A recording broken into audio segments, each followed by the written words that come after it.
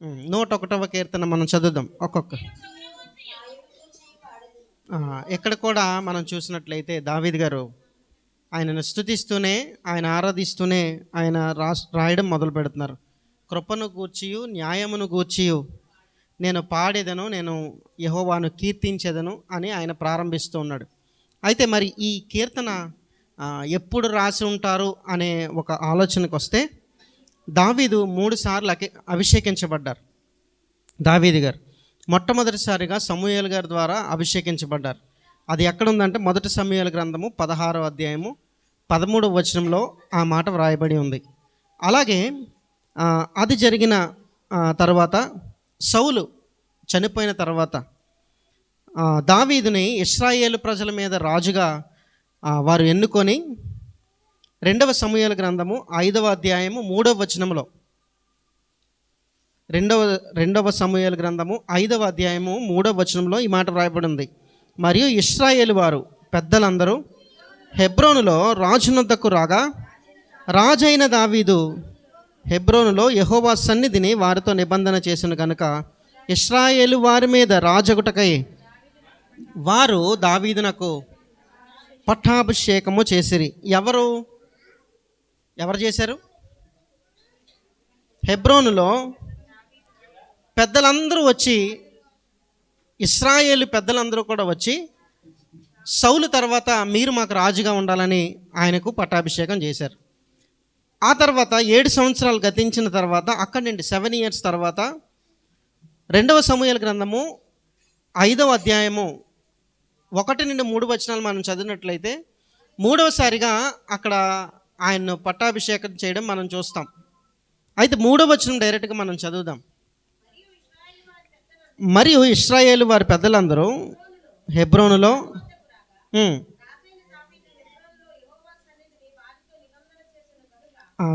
ఇది మనం ఈ 7 సంవత్సరాలు గతించిన తర్వాత ఇది.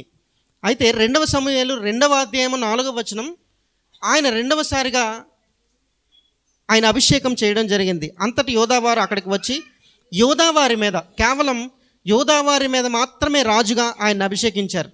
అక్కడి నుండి 7 సంవత్సరాలు గతించిన ముందుకు వెళ్ళిన తర్వాత మొత్తం ఇశ్రాయేలులో ఎన్ని గోత్రాలు, అక్కడ ఆ ప్రాంతంలో ఎన్ని గోత్రాలు అయితే ఉన్నాయో వారందరి మీద మీరే రాజుగా ఉండాలి అని దావీదుని అభిషేకించడం జరుగుతుంది, పట్టాభిషేకం చేయడం జరుగుతుంది. అయితే రాజు తన సింహాసనం మీదకి అధిష్ఠించే ముందు ఆయనకి కొంత సమయం దొరికిందంట. ఆ సమయంలో నేను ఏ విధంగా నేను పరిపాలన చేయాలి అని ఒకవేళ ఎవరు దావీదు గాని ఆలోచించుంటే ఈ విధంగా ఆలోచించాడేమో అని ఒక అంచనా మీద మీ అందరికీ చెప్తున్నా. అర్థమైందా? దావీదుని 3 సార్లు అభిషేకించారు. అది 3 ఇన్స్టెంట్స్ నేను మీకు రెఫరెన్సెస్ చూపించాను. ఈ 3 సార్లు అభిషేకించిన తర్వాత ఇశ్రాయేల్ ప్రజలు, ఆ ఇశ్రాయేలులో ఆ ప్రాంతంలో ఉన్న ప్రతి గోత్రముపై ఆయన రాజుగా నియమించినప్పుడు నేను ఏ విధంగా పరిపాలన చేయాలి అనే ఆలోచన కలిగి ఈ కీర్తన రాశాడు అని మనం ఇప్పుడు 101వ కీర్తనను మనం ధ్యానిస్తూ ఉన్నాం. ఇప్పుడు మొదటి వచనం చదువుదాం. నేను కృపను గూర్చియు న్యాయమును గూర్చియు పాడేదను, యెహోవా నిన్ను కీర్తించేదను. అయితే మొట్టమొదటిగా దేవుని కోసమే రాస్తున్నాడు. మళ్ళీ నేను కృపను గూర్చియు న్యాయమును గూర్చియు పాడేదను. దేవుని యొక్క కృప గురించి, ఆయన న్యాయమును గురించి నేను పాడతాను. ఏది? పరిపాలన చేయడానికి పట్టాభిషిక్తుడైన దావీదు గారు ఆయన ఏమంటున్నారంటే, నేను కృపను గూర్చియు న్యాయమును గూర్చియు పాడేదను. మనల్ని రాజు చేశారనుకోండి, మన ఆలోచన విధానం మారిపోద్ది కదా. మన ఆలోచన విధానం మారిపోద్ది. అప్పటి వరకు గొర్రెల కాపరి ఎక్కడ, ఆయన రాజు అవ్వడం ఎక్కడ? పోనీ రాజయ్యాడు, అభిషేకించారు, అన్నదమ్ములు ఎదురుగుండా అభిషేకించారు మొట్టమొదటిసారిగా సమూయేలు గారు. మరి అభిషేకించినప్పుడు తన ఆలోచన ఏ విధంగా ఉంటుంది? వీళ్ళందరికన్నా నేను పెద్దోడిని అనే ఆలోచన కలిగి ఉంటుంది. తర్వాత ఇశ్రాయేలు వారి పైన, ఆ యోధా వారి మీద ఆయన రాజుగా నియమించబడ్డారు. అప్పుడు ఆలోచన ఎలాగ ఉంటుంది? నేను వీరి మీద నేనే ఏలుబడి చేస్తున్నాను కాబట్టి నేను గొప్ప అనే ఫీలింగ్ కలిగి ఉండొచ్చు. మరి 7 సంవత్సరాలు ముందుకు వెళ్ళిన తర్వాత అందరిపైన ఆయన రాజుగా ఉన్నాడు అని అంటే ఆయన ఆలోచన ఏ విధంగా ఉన్నట్టు ఒకసారి ఆలోచించండి. ఆ ప్లేస్లో మనల్ని పెట్టుకుంటే మనకి ఎన్ని ఆలోచనలు మనకు పుట్టునో. నేనేంటనేది చూపించాలని కొందరికి అనిపించవచ్చు కదండి. నేను ఎక్కడ లేని సౌఖ్యాన్ని అనుభవించాలి అని అనుకొని ఉండొచ్చు. కానీ ఆయన ఏమంటున్నాడంటే, నేను కృపను గూర్చి న్యాయమును గూర్చి పాడేదను, నేను జ్ఞానముతో నడుచుకుంటాను అని ఆయన పలుకుతూ ఉన్నాడు. 2వ వచనం నుండి చదువుదాం ఒకసారి.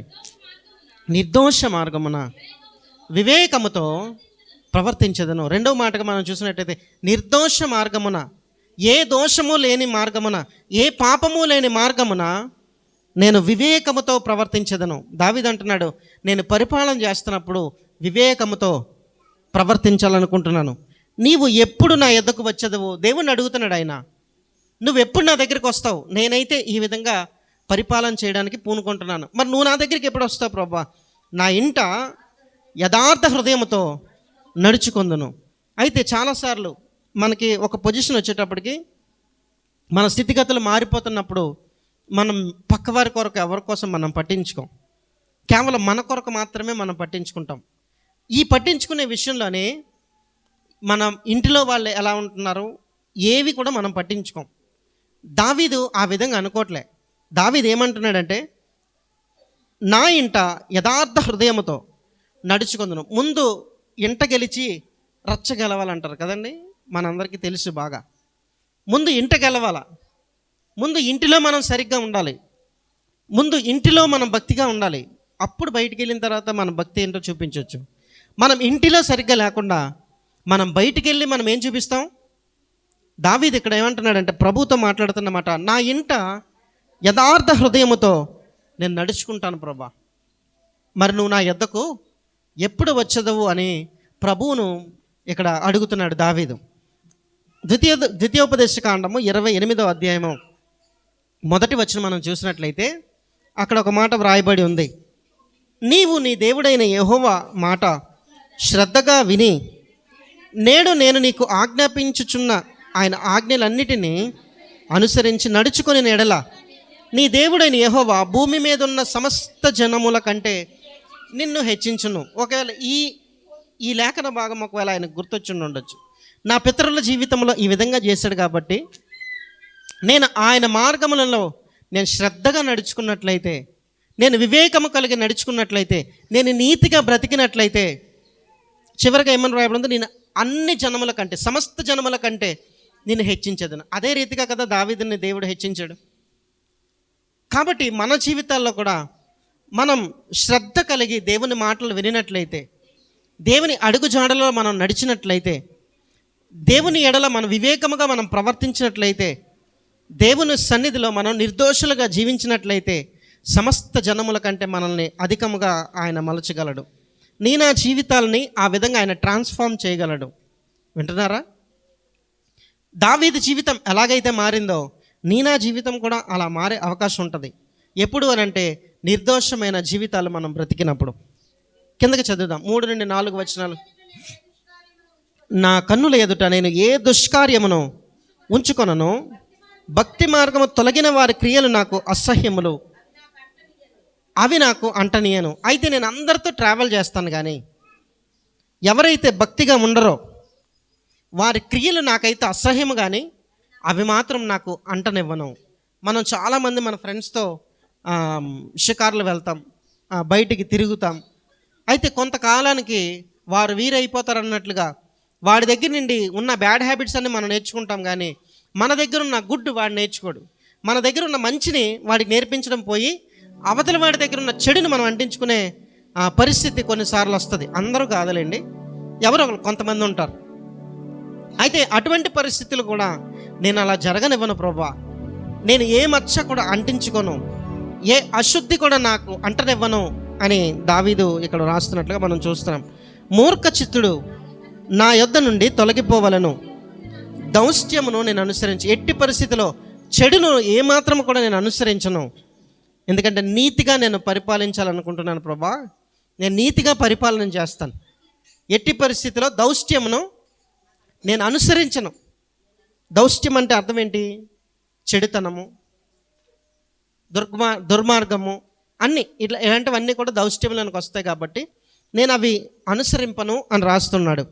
5వ వచనం చదువుదాం. తన పొరుగు వారిని చాటున దూషించు వారిని నేను సంహరించెదను. అహంకార దృష్టి గల వారిని, గర్వించిన హృదయము గల వారిని నేను సహింపను. నేను ఎట్టి పరిస్థితుల్లో టాలరేట్ చేయను. నా ఎదురుగుండా వాళ్ళు కనిపిస్తే వాళ్ళని సంహరిస్తాను అంటున్నాడు. దావీదు ఈ విధంగా తన రూలింగ్ని ప్లాన్ చేసుకోవడం మనం చూస్తాం. అయితే 5వ వచనం చదువుదాం. తన పొరుగు వారిని 6వ వచనం చదువుదాం. 5వ వచనం కదా, 6వ వచనం.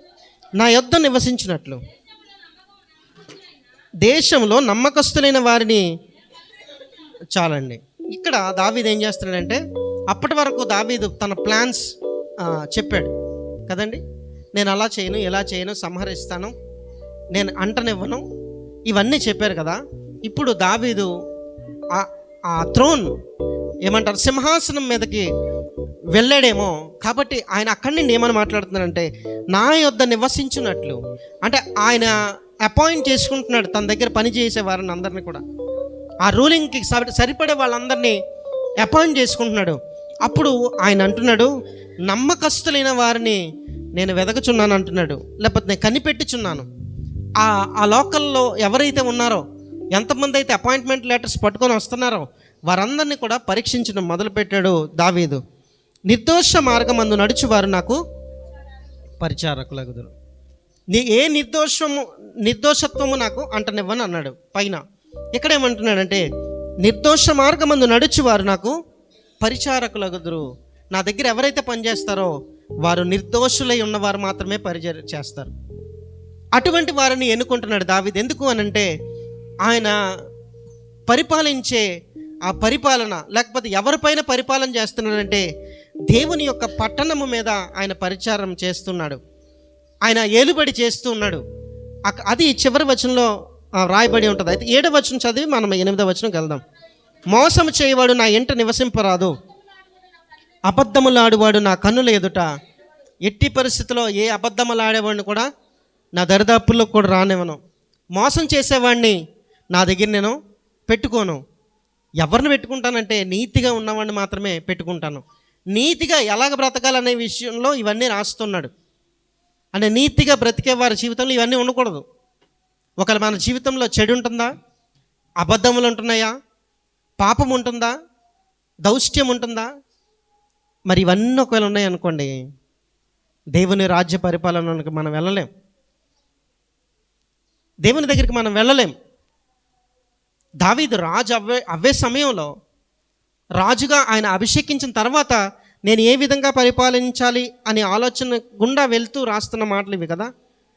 మరి యేసు ప్రభు తన రాజ్యంతో మరలా కిందకు వచ్చినప్పుడు, ఆయన మనం ఎదుర్కోవడానికి మనం సిద్ధపడినప్పుడు, మరి ఆ రాజ్యంలో నీవు నేను ఉండగలవా?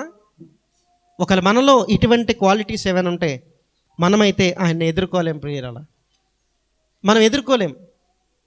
ఆయన ఎదుర్కోవాలి అని అంటే మనలో నీతి ఉండాలి, దౌష్ట్యం ఉండకూడదు, దురాలోచనలు ఉండకూడదు, అబద్ధములు ఉండకూడదు, మోసం ఉండకూడదు, తమ పొరుగు వారిని దూషించే గుణము మనకు ఉండకూడదు. కానీ మనకు అవన్నీ ఉంటున్నాయేమో ఆలోచన చేయండి. మన పొరుగువాడు ఎదుగుతుంటే మనం చూడలేం. మన పొరుగువాడు ఏదైనా కొత్తది కొనుక్కున్నాడు అనుకోండి, బోల్డ్ మాట్లాడేసుకుంటాం మనం.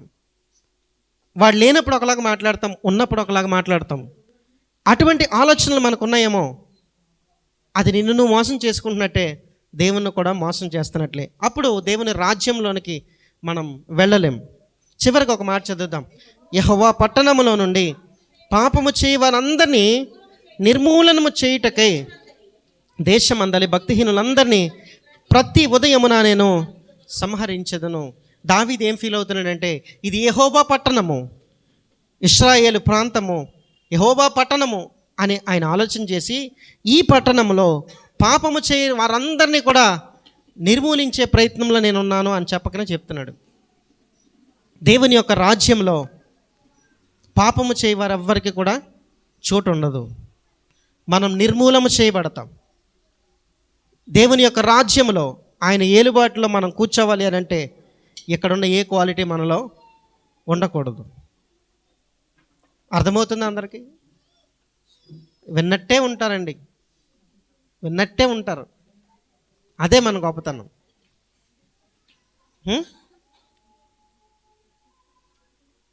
మనం దేవుని యొక్క ఏలుబడిలోనికి వెళ్ళాలి, ఆయన రాజ్యంలోనికి మనం వెళ్ళాలి అన్నప్పుడు నీతిని ధరించుకున్న వారమై ఉండాలి. ఇప్పటి నుండి అయినా అబద్ధాలను వదిలేద్దాం, సొన్నుగుడ్లు వదిలేద్దాం, ఇరుగు పొరుగు వారి కొరకు మాట్లాడడం మానేద్దాం, మన పొరుగు వారిని ప్రేమించే ప్రయత్నం చేద్దాం. కొండెములొద్దు, అసహ్యం అనేది వద్దు, అబద్ధం వద్దు, త్రాగుడొద్దు, వ్యభిచారం వద్దు. మన జీవితంలో ఏ పాపము కూడా అంటనివ్వకుండా మంచి మార్గంలో మనం నడిచే ప్రయత్నం చేసినట్లయితే ఖచ్చితంగా దేవుని యొక్క రాజ్యాన్ని మనం స్వతంత్రించుకుంటాం. హల్లెలూయా, హల్లెలూయా. దావీదు ఈ విధంగా తన రూలింగ్ ప్లాన్ చేసుకుంటున్నట్లుగా మనం చూస్తున్నాం. ఇదే ఈ 101వ అధ్యాయము. హల్లెలూయా, హల్లెలూయా. ఏ పాపము నాకు అంటనివ్వను, ఒకవేళ నేను ఎవరితోనైనా ఉన్నా కూడా ఏది కూడా నాకు అంటనివ్వకుండా నేను ఉంటాను అంటున్నాడు. అదే విధంగా మనం కూడా ఉండాలి. మనం లోకస్తులతో కలిసి మనం నడుస్తూ ఉంటాం, ఈ లోకస్తులతో మనం ప్రయాణం చేస్తూ ఉంటాం. చేయొద్దని నేను అనట్లే, లేదా వాళ్ళు ఎవరితోనూ తిరగొద్దని అనట్లే. నువ్వు వాళ్ళని ప్రేమించు, నీలో నుండి దేవుని యొక్క గుణగణాలను చూపించు, తిరిగి వాళ్ళు దేవునిలోకి నిన్ను బట్టి వస్తారు. కానీ నువ్వే వారిలాగా మారిపోతే ఇంతకీ గెలిపేవాడిదంటే వాడిదే, సాతానుదే, దేవునిది కాదు. కానీ దేవుని గెలిపించేవారుగా మనందరం కూడా ఉండాలని ఈ చిన్న మాటలు మన వెనుకట్లో దేవుడు ఆశీర్వదించును గాక.